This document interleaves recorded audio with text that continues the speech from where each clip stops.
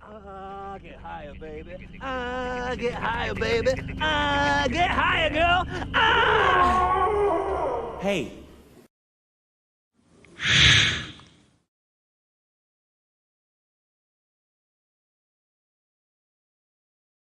Hello, everyone, and welcome to Knights of the Pages Library. We are a little podcast dedicated to reviewing audiobooks. I am Bo Knight, and with me, as always, is my brother Ryan Knight. And today we're taking a look at the Audible original Dead Acre, written by Rhett, Bruno, and Jaime Castle, and narrated by Roger Clark. Yeah, and so this book is the beginning of the Black Badge series. This is known as book 0.5. So I'm assuming it's just to get us introduced to this main character here and take off on this this series of this Black Badge. So yeah. If anybody has anything to say about this book or any other book we've covered or anything in general, please feel free to email us. kotpl.pod@gmail.com is the easiest way to get a hold of us. We are over on Reddit, r/pageless library. You could direct message us over there. Yeah, I'm trying to troll a little more over there and put some comments on some stuff. I know Ryan is too. Yeah, we've definitely been rolling around the audiobooks. We've been skulking around over there in the audiobooks subreddit. Trying to help people out when they have audiobook questions. I'm trying to put people like down. I don't know what you're doing. Oh, I've been trying to help. So okay, so if you get a friendly comment, it's probably me. If you get a troll kind of comment, it's probably both. Either way, feel free to reply to those. We like the interaction. So yeah. With that, let's we'll move into covering this one.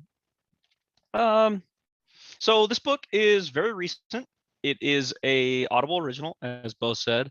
So you can only, well, I'll take that back. You can't only find it on Audible, I realized, because you can also find it on other places, but Audible Originals, the little company, basically produced and created this book. So right. I don't know if they made the whole series or not. I'm not sure. Yeah, I'm not sure yet either, because it just says that you can pre-order the next book, but it doesn't look like there's a ton of details about it yet.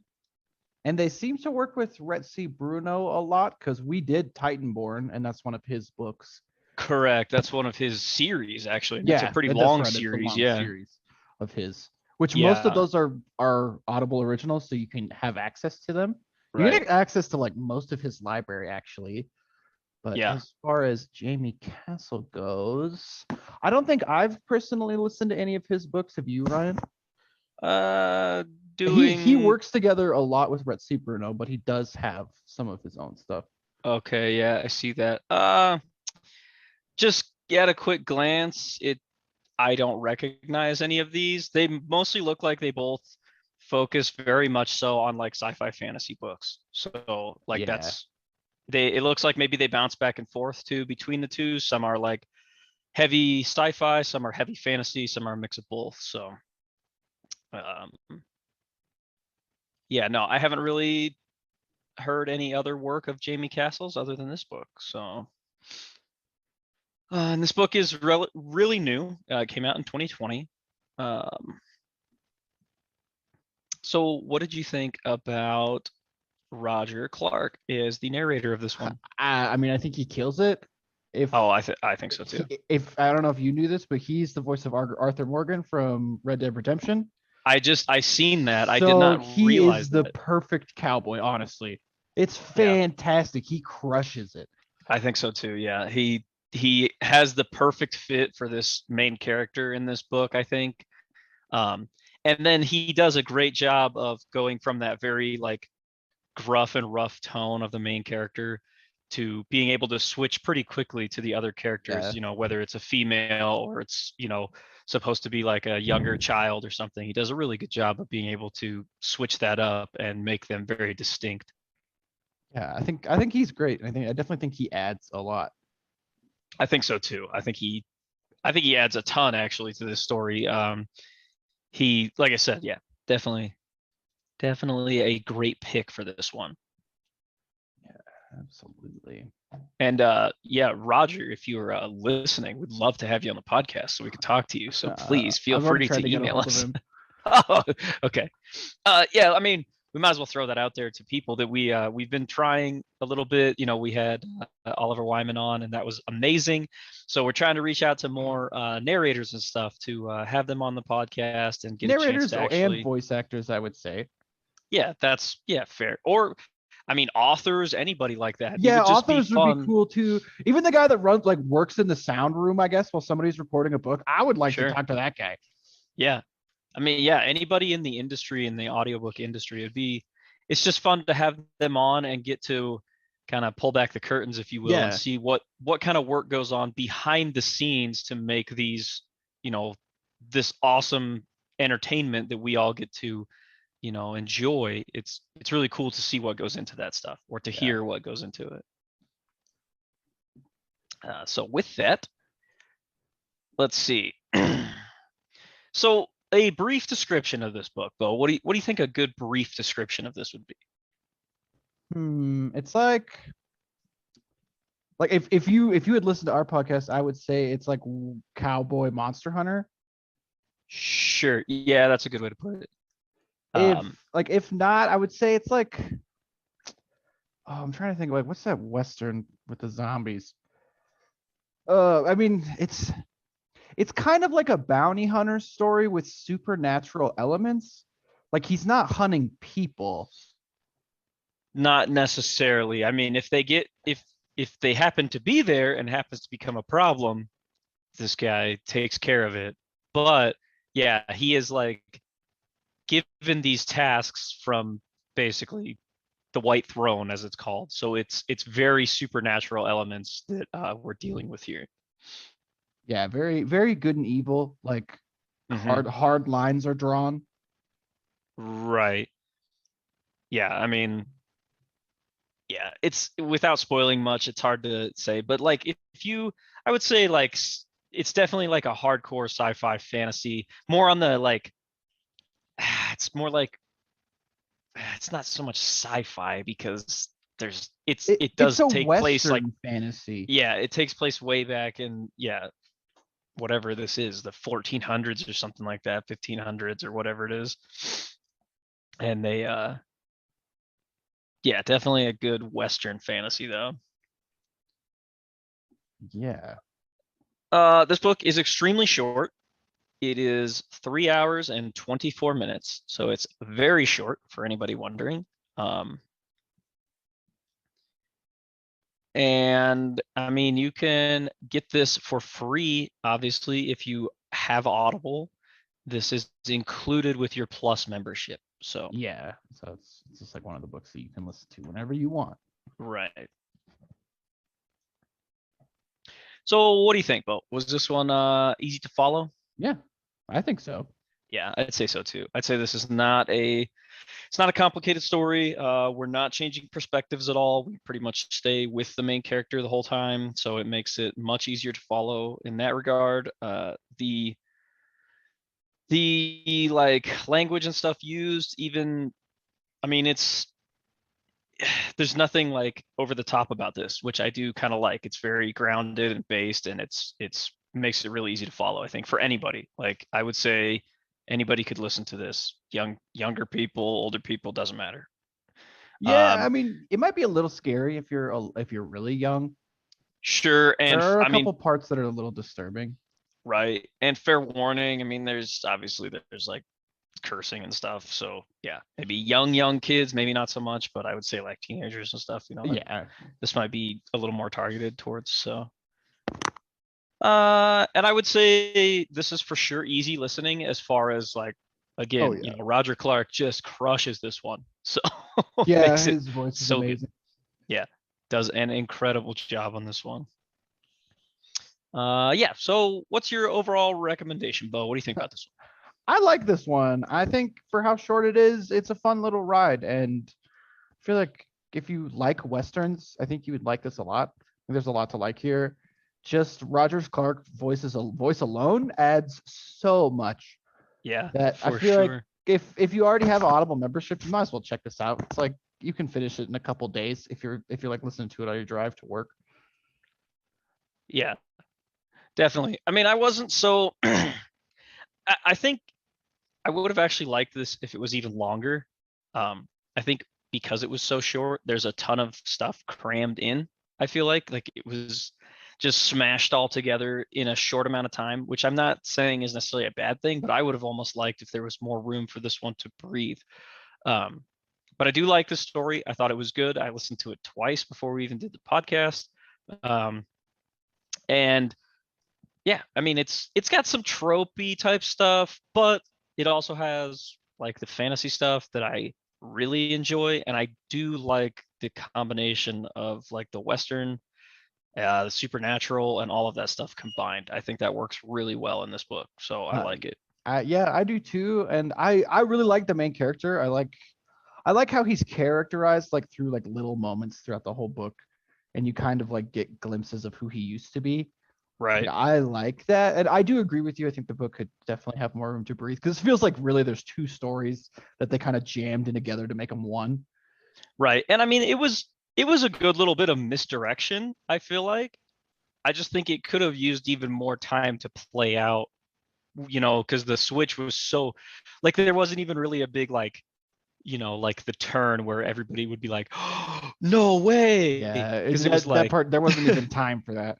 no, there wasn't really time to build it up and then be like, and then pull the curtain back to reveal the real thing going on. So that's my only real complaint about this though. But overall, I do feel like this is a pretty neat little story. And again, like Bo said, if you have Audible, if you enjoy, fantasy Western novels, and this one's free for you. So, and it's really short. You could knock it out pretty quick. So, Yeah. yeah. So with that, we're gonna pass the spoiler wall. So if you're new here, that means we're just gonna talk about the whole story overall. So if you don't want it spoiled for you, go ahead and pause this one here. Go over and listen to Dead Acre, and then come back and hear what we have to say about it. And then you can write your nasty email out to us if you want. Yeah, this is like the experiential part of the podcast where we kind of talk about like how the book made us feel throughout it, I guess. Yeah. The better way to put it. Yeah. So, we just don't want to be those guys though who we don't want to spoil the whole story before you even realize what you were getting into. Yeah, So, you're like, wait a minute, whoa. I might have wanted to listen to this. yeah, Like, exactly. well, it's too bad. We told you all about it way worse than the book would have. Yeah, so we try to draw that line to give you guys a chance if you don't want to spoil it all. But please do come back and hear what we have to say about it. You can compare your feelings about it, and then please email us it and let us know how you felt. Yeah, that would be really cool. Yeah. So Dead Acre opens up right in the middle of a gunfight, which is pretty cool. Our main character, I don't think we know his name right away, but he doesn't even really remember at this point. Oh, that is kind of true, huh? Yeah. But we know him as Mr. Crowley. So, and he's in a gunfight with a couple other guys, and it's like him and against 10 other guys. And he says he was fighting for, he doesn't remember, right? He just remembers there was a woman involved and he was fighting for her for some reason and turned on his other guys, right? Yeah, and he can't remember the names of his gang, but he remembers the leader, and that's about it. Right. Ace Riker. Yeah. I only remember that because it's a pretty cool name. Well, he even mentions he's like, definitely not his real name. Right. Yeah. And so we start getting though from Mr. Crowley a few times. He says it's kind of hard to remember the day I died. Mm-hmm. So right away you're like, well, wait, what? Like that was a pretty good hook in my opinion. I did like that. I was like, oh, okay, that's cool. So all we know though is that he ends up getting cut down by the rest of these guys, and he dies. But then he kind of does he explain it now, or is it later? Basically what happens to him though is that he like remembers feeling like a hand grab him like he was falling, and then he remembers feeling like a hand grab him and bring him back, which is kind of cool. He doesn't talk about it now, but I mean, we can. It's fine. Yeah. That is essentially what happens. Like something brought him back and like chained him to his body, essentially. Yeah. And he so basically though what happens is he was brought back, and then he's given a task basically, and he's told and the way I kind of understand this is because basically this initial scene is he sort of turned on his gang like he was like an outlaw, right? And he Yeah, I mean, I don't know how bad of an outlaw he was. It just sounds like they were just like robbing people.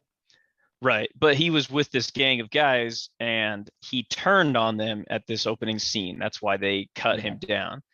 So I'm assuming then he is saved when he dies because he kind of had a change of heart right before he died.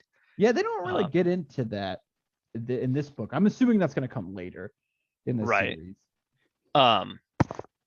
But so basically he is brought back and now he's given a task essentially.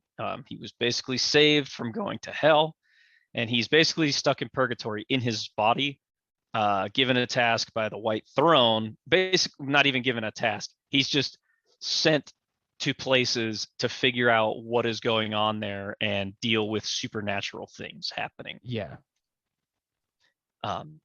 So when we jump to Mr. Crowley in his current state, he is riding on his horse Temperina, and he comes across a sign to this little town he's rolling up to called Dead Acre. And as he proceeds into town, the first place he goes is to the bar.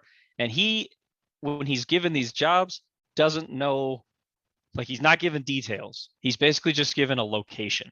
That's it. Yeah.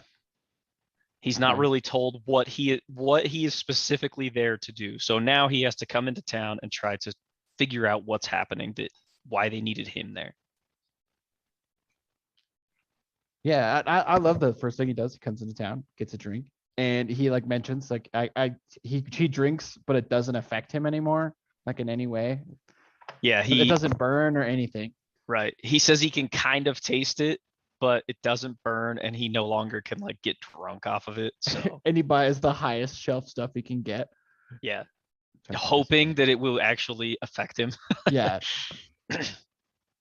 And then so after when he starts drinking, he starts talking to the bartender, and the bartender basically, because when he was coming into town, right, he saw or in the bar, he sees this other woman over there like crying. Yeah. Or looks like beautiful. Yeah, and she's incredible looking. So he starts asking the bartender about her. And the bartender assumes that Crowley is a marshal, like a lawman, just because of the way he looks. I'm assuming, with his duster and whatever.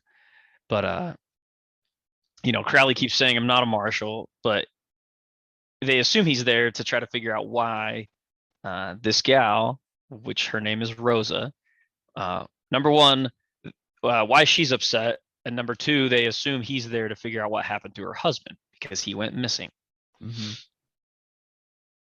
Mr. Massey, the town cobbler. Yeah, yep, he was a cobbler. That's right. And it kind of comes up later that's sort of a big deal. Well, I mean, I feel like I only mentioned it because it's weird to have a cobbler, I think, in like a dead end town that doesn't even have a sheriff. Sure. Yeah. That's true. And Crowley brings that up, that this town doesn't even have its own sheriff. So after he talks with the bartender and can't really get much out of him, he goes and talks to Rosa about, tries to kind of get some information out of her about what might have happened to her husband.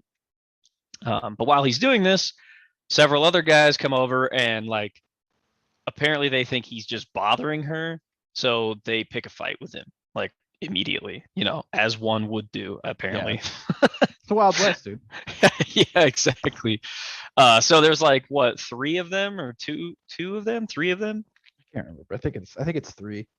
Yeah, I think it starts out as two because immediately Crowley shows his gun and they're like, "Oh, you just gotta, you gotta pull iron on us right away, huh?" And he's like, "And you guys need 2-to-1 odds to make it fair." So yeah, they kind of start fighting. They fight a little bit, but then shortly after, the bartender he fires off his shotgun and stops everybody short and basically tells those guys to leave him alone, to leave Crowley alone because he's new in town. He's a guest, so they can't be roughing him up right away. And I thought about this, and I don't know why this book made me think about this. You know how you like a lot of times in an old school like Western bar, somebody always fires their gun in the air to get like everybody to stop what they're doing. Yeah. How many holes you think there were You in know, it's funny. I was Western? just thinking about that. It's like, I God don't- damn, another fight. I gotta fix the roof again. Yeah. Yeah, he either repairs it every time or you just look up and it's just pockmarked with bunch of holes holes. everywhere. When it rains, there's like a bunch of pots everywhere catching all the Yeah. water. Yeah, I don't know why this book specifically made me think of that. It's funny because I was just thinking about that. It's like you read my mind. It did make me laugh though. So after Crowley can't really get a whole lot of information from the bar, he decides he's going to where's he go? He goes to church next, right? Because Yes, but I don't remember why. because somebody else mentions that the graves had all been Oh, that's right. All the graves have been like dug disturbed. up. Yeah. Yeah. Yeah. So then he goes and he goes and tries to talk to the priest at the church, but the priest doesn't want to let him in, right? Or he's outside, but he's like trying to leave. And when Crowley like pushes him, he's like, "No, I have to go back inside." And he's like, "You just said you're trying to leave. Which one is it?"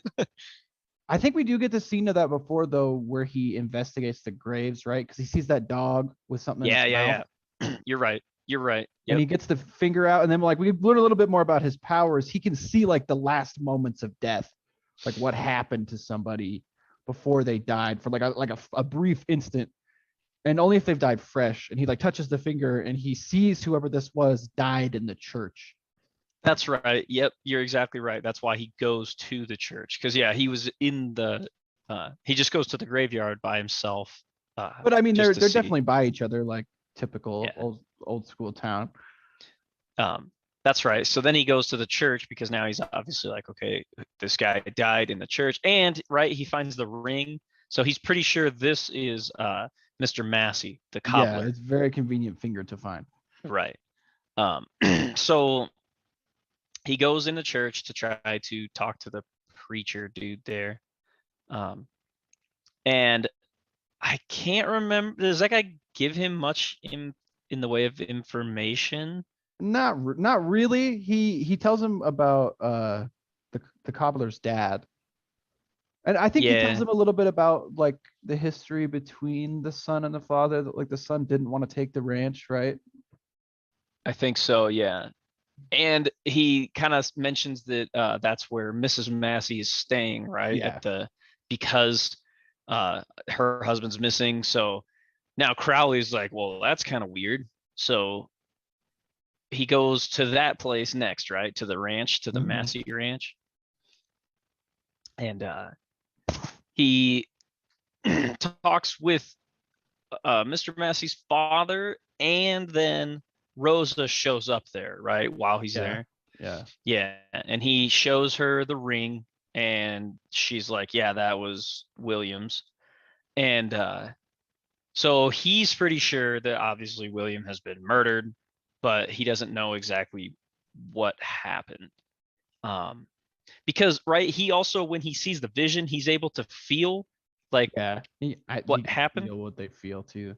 And all he felt was like a pain on the back of the guy's neck, like something sharp had grabbed a hold of it before it like went black. So he wasn't able to see exactly like who or what or where or why, other than like you said, he was in the church at the time.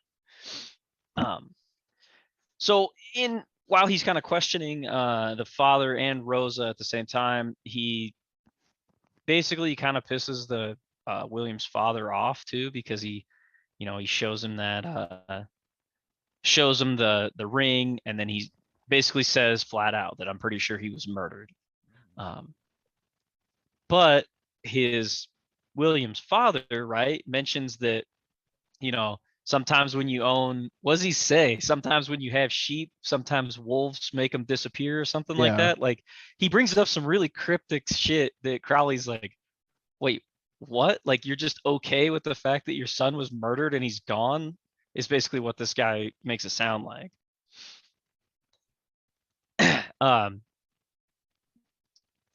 And then where does he go?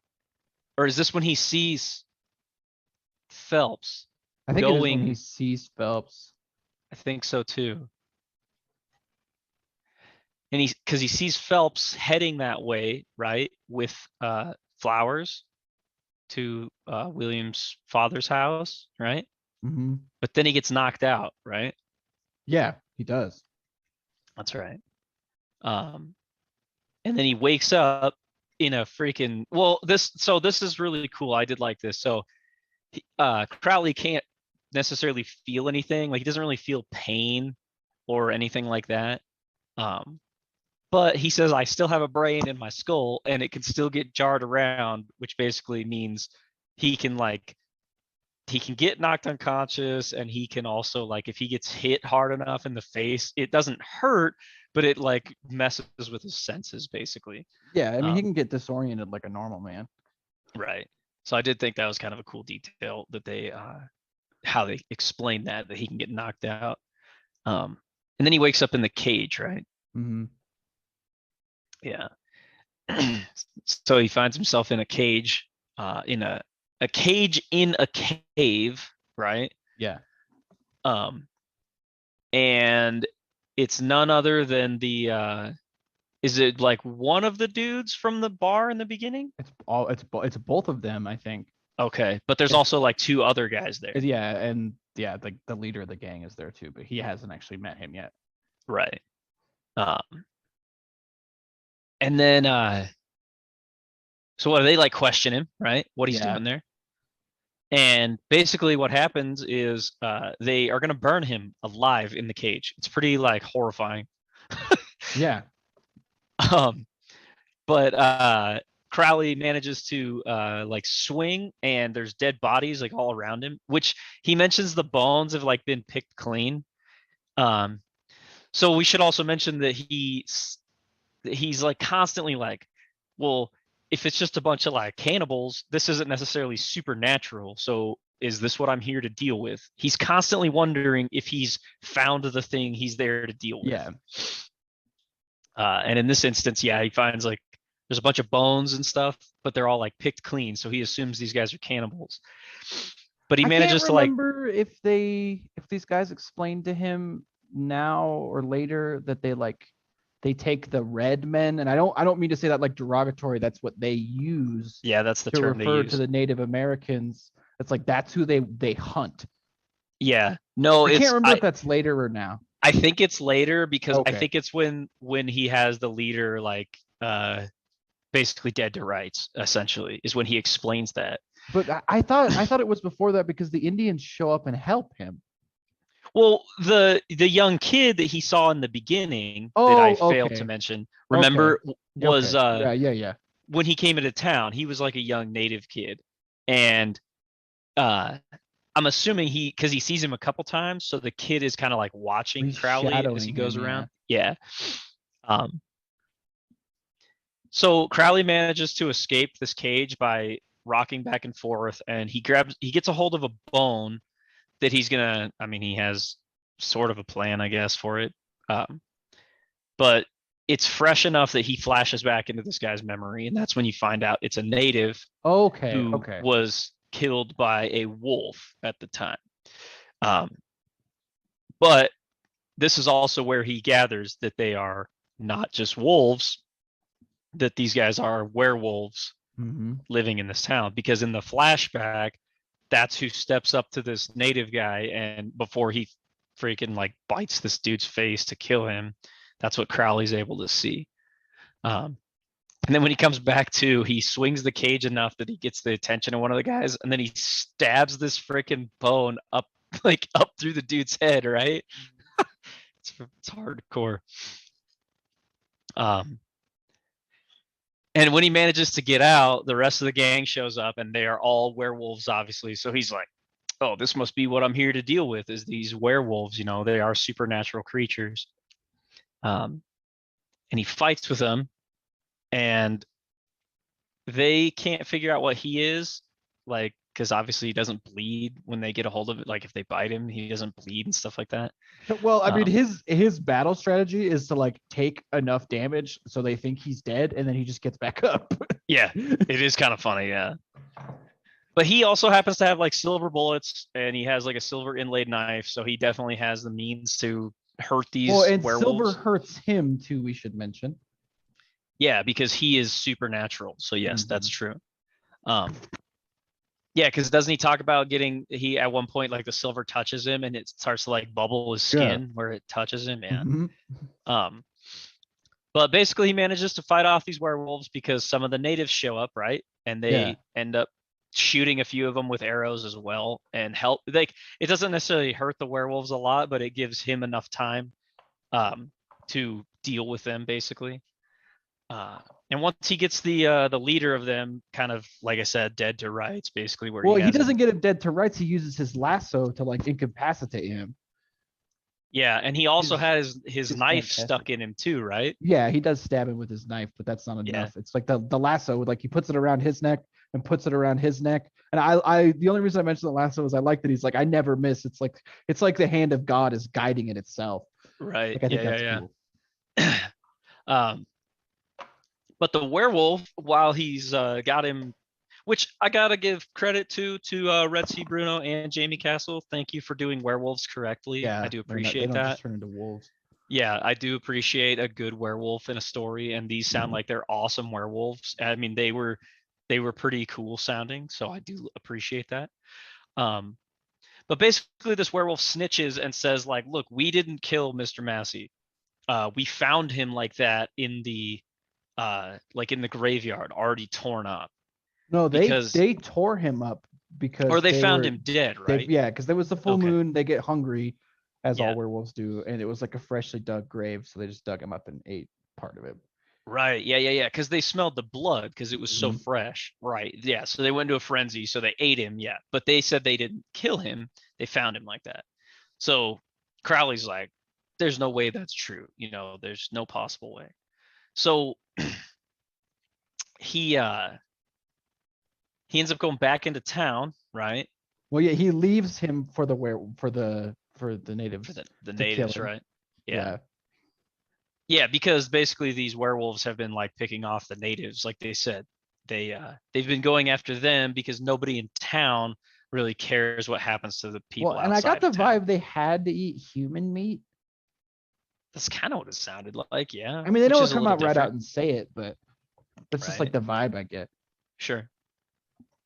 Um, But yeah, but at this point I was like, okay, so he got the werewolves. He figured it out, but there's still like an hour left. yeah, exactly. And this is where I thought that there wasn't quite enough time for like the story to play out to where you could be like, what? Because basically right when he goes back to town, right, is when he encounters Mr. Phelps again. And Yeah, he's like drinking at the bar, which putting it all together.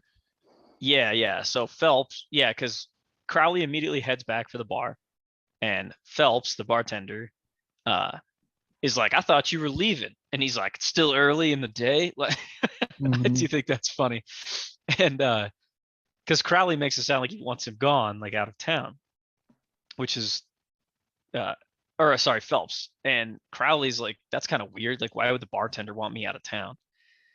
So he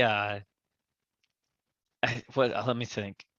Rosa's there again, right, at the bar. Yeah, drinking. Yeah, and this is the first time Crowley has been able to go back to Phelps, right?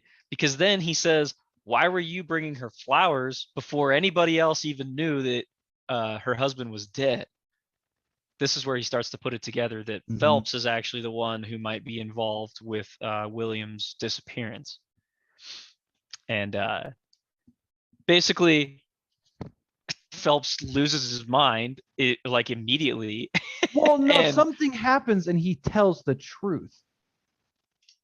We don't know why, right? But he asked it point blank. He's like, "Did you kill him?" And he's like, "Of course I fucking did." Then he's like, well, why did I say that?" yeah, because he like screws up because he's like, "Of course I did." I mean, Well, I mean, think that's didn't. part of his powers. He Okay, could do yeah, that. It doesn't yeah, talk about because it again, but he definitely didn't mean to say that. right, good point. Yeah, because Crowley roughs up Phelps, right, to get him to talk. But then basically Phelps gets away because he gets a hold of his freaking gun again, his shotgun, and he escapes, right? And he runs to the church, correct? The church or yeah, the church or the the church. I think it's the church, just yeah, because the of the graveyard's right there. But he takes Rosa hostage, Mhm. basically. And oh, that's right. I forgot what distracts freaking Crowley is the freaking old man outside lassos his arm with this while Crowley has his gun on Phelps. Right. That's right. And they're like, "You get out of our town." And then Yeah. and that's when it gives Phelps a chance to get his gun out and then run with Rosa. But they end up in the church, and before you know it, Phelps is like, she's always loved me. She loves me even if she doesn't know it, blah, blah, blah. Like he does all that weird, like incel stuff. Yeah. And then, real beta cook. Yeah, for sure. But also gets to, we hear a bunch of the graves start like knocking and stuff like shifting. And before Crowley knows what's going on, he's surrounded by like 10 skeletons or something like that. Yeah, like classic bonies. Yeah, just bones, like not zombies. Like all of them were long dead, apparently, just bones. Which apparently they're pretty hard to put down in this story, which I kind of like. Wow, because which makes they're sense. Yeah, because everybody's like, oh, it's just a skeleton, you just knock it apart. But you gotta remember they're like magically animated. So yeah. I did like this, and he finds himself at one point, the skeletons have basically like bone piled him. Yeah, yeah. It's essentially, yeah. But Temperina runs through and runs a bunch of them over, which I like. She just like crushes one of the skulls. It's like, oh my god, this horse is badass. Yeah, it's freaking cool. Well, I like that he's, what does he say? He's like, late as always. Yeah. Yeah. He's talking shit about his horse. That. It was pretty funny. Which I get the feeling she's magical too, because he mentions that she showed up right after he died. Yeah, yep. And I guess we should mention too, it is kind of important to the story that we don't know how long it's been since that day that he was killed. We don't know, and he doesn't even really remember how long it's been. He just says it's been quite a while. Mm-hmm. I get the feeling the time is just all distorted for him because he probably doesn't sleep. So once he gets away from the skeletons, they Phelps still has Rosa like basically to where he's holding her so that Crowley can't get a shot off. And he notices that Phelps is kind of looking a little off now because he thinks maybe it's because he's using so much of his dark magic. But once they're in the church again, right, Phelps is like, no, this has to end. And he like starts to freaking, or is that where the skeletons come from the first time, is under the church? I actually don't remember. No, he definitely fights them outside too. Yeah, that's what I thought. But does he try to raise them again? Yeah, he does raise them again. Okay, that's what I thought. But this time they come from under the church, right? If I remember right. Because they end up inside because I mean, long story short, Phelps gets distracted long enough for Rosa to freaking stab him with a crucifix. Which is essentially what kills him. So it essentially it is what kills him, right? Yeah. Yep. So basically then Crowley and Rosa are like talking, because he just saved her life, and she realizes that she recognizes him, and it kind of jogs Crowley's memory. So back on the day he died, there was a woman and a young girl that he had turned on Ace Riker for. Yeah, they were definitely going to rape his mom, I think. Or her mom, I think. Her mom, yeah. And so that's basically, he turned on them to save Rosa's mom and Rosa as a little girl. So now Rosa recognizes him all these years later. So yeah, kind of puts a nice little circle on the whole story. Kind of interesting. Necromancers come from like a demon with a human, right? It's like two demon or partial demon parents or something like that. Yeah. Or maybe one or the other. Yeah.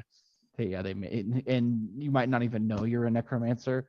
Yeah, that's right. That's how she distracts him, because she calls Phelps, "You're nothing but a monster," and he like freaking freaks out Yeah, he's long like, enough. it's like, what did you say? Yeah, long enough for him to lose his grip, and yeah, she stabs him. The fuck did you call me? So I mean, obviously the necromancer was the supernatural thing that Crowley was here to deal with. So then he gets to basically he's pretty pissed off because all he gets is just like a free night in the bar. But he's like, which nobody actually owns a bar anymore. Which I thought was yeah, funny. because he killed the bartender. Yeah. So and we should mention too that he is given his tasks from his handler, and her name as an angel is called Charlemagne. She basically shows up like in the mirrors to him as like a smoky visage, essentially. See, I got the impression too that she would appear like as a person standing sometimes, but only to him, because he mentions her like out of the corner of his eye a couple times. Oh, that could be. Yeah. Okay. But you're right. I think when he's talking to her, she's in the mirrors. Yeah. And he doesn't really like her very much. She's kind of a bitch. Yeah, and we find out that she's been like passed over a few times for advancement as an angel, like back since the days of Lucifer, like trying to take the white throne. But this is the stuff I mean by saying this story is too short, because none of that can get played out very well. There's not enough time to play any of that out, so it almost feels like just a little added on side detail. It's definitely going to come up in the main series. The fact that I didn't realize this was a prequel until today, but that makes a lot of sense. It's definitely just setting a lot of stuff up. Right. And it does make me curious to know like a little more about some of the stuff. So that I think they did a good job on that for sure. But basically, when he talks to Charlemagne again, right, she says, "Oh, you need to head towards whatever. It's another town like a mile away."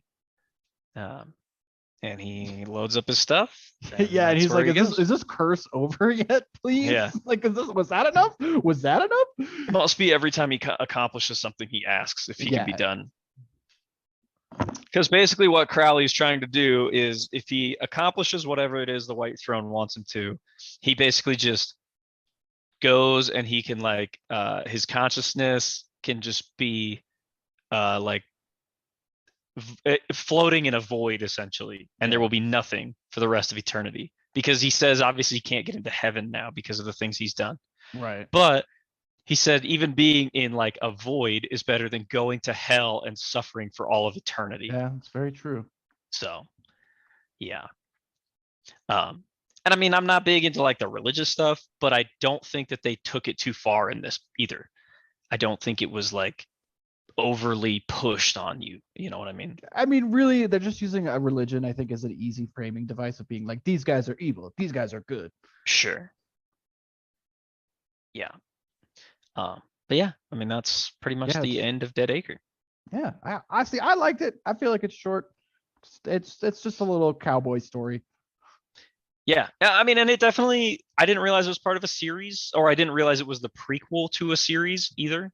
But it does make me kind of curious now to see where they'll go with the story, because I think it was a very good setup for a pretty solid series. So yeah, I kind of want to know more. Yeah, I would say it left me wanting more too. So if you guys listen to this book, let us know what you think. Did it leave you wanting more? Did you hate it? Did you hate our take on it? Let us know. We would appreciate it. I like how we just assume people are gonna hate. Yeah. Well, I mean, if you love our take on it, please let us know. That's not what I meant. Well, I'm trying to say though, like, I know. If you hated what we said, feel free to let us know. We're not trying to surround ourselves in like an echo chamber of all just like sunshine and roses. Like, you know, like our podcast, you could just get it. Yeah. We don't take kindly to your kind around here. We don't take kindly to people who don't take kindly around here. Yeah. But yeah, I mean, we want to hear your opinions either way. If you like it, if you hate it, great. You know, the interaction is kind of what we were hoping to get out of the podcast anyways. So yeah, we really love that. Yeah. So with that, what are we doing next time, Bo? Did we decide yet? Nope, I don't think so. We haven't decided on a book, that's for sure. Definitely stay tuned for some more Charlotte on our Anime Squires. We hopefully we'll have one of those out soon. And until then, let's see. Do you have a book in mind you want to do next? I'm just kind of scrolling right now through ones that we haven't done. Oh, man. I had this one downloaded by Robert A. Heinlein. Oh my God, can't even talk. The moon is a harsh mistress. Seeing that one. The moon is oh, okay. You want to maybe give that one a shot? Yeah, I think I read this book in like 5th grade. Maybe I'll What? check it Really? out. I think so, yeah. Well, this is the guy who did Starship Troopers, right? Mm-hmm. Yeah. So yeah, there Heck you yeah, go. let's do that. Let's go from Western to sci-fi. Let's do it. Let's do it. Yeah, love it. And again, if anybody has any book suggestions you guys want to throw out there to us, feel free. You know, it's not like we get. I would love that if someone's like, can't believe you haven't done my favorite book. Please let us know what your favorite books are. I would love to check those out, even if it wasn't for the podcast, just for my ownness. I'm always on the hunt for new good books. Yeah, sure. I mean, and again, the email is the easiest way to get a hold of us, kotpl.pod@gmail.com. You can join us on Discord if you want. You email us, we'll send you your library card so you can get in on the action over there, as it were. I don't even have Discord open on my computer. I don't either. I usually close it pretty quick. Oh, because it messes stuff up in the background. Sorry, but Yeah. Discord is not well optimized. I agree. But if we get some more people in there, obviously that will change. Yeah, I mean, that would be really cool, even if it's just like a place for memes. Sure. Yeah, and then again, you know, if you want to, you know, you could direct message us on Reddit. We're working a little more at getting better about the Facebook and the Twitter stuff, so feel free to find us over there. You can go check us out on YouTube, Knights of the Pageless Library, and you could subscribe to that. Leave a comment on any video if you want me to see it. I will definitely check it out and respond to you. So there's plenty of ways to get a hold of us. Now we just need more people to get a hold of us. So, and we'd appreciate it. Yeah. I mean, we appreciate everybody who's just listening. We really do. So yeah, listening is great. Just listening is fantastic too. So. Definitely. So yeah, you got anything else on that one, Bo? No, I don't. Other than Roger Clark is just he's a god when it comes to doing narration. He's so good. Yeah, no kidding. That was really good. And I mean, yeah, I'll definitely have to put him in my one of my top narrators for sure. Well, and he's like, I didn't even realize he did books. I thought he was just a games guy, but I guess like one of the only games he's done is Red Dead Redemption 2, which is crazy because he has like over 100 hours of dialogue in that game. Oh wow. Yeah, there's something like 30 minutes of things he can say to the horse. Oh wow. Yeah, it's pretty crazy. Huh. Interesting. But yeah, I think with that, we'll catch you guys in the next one.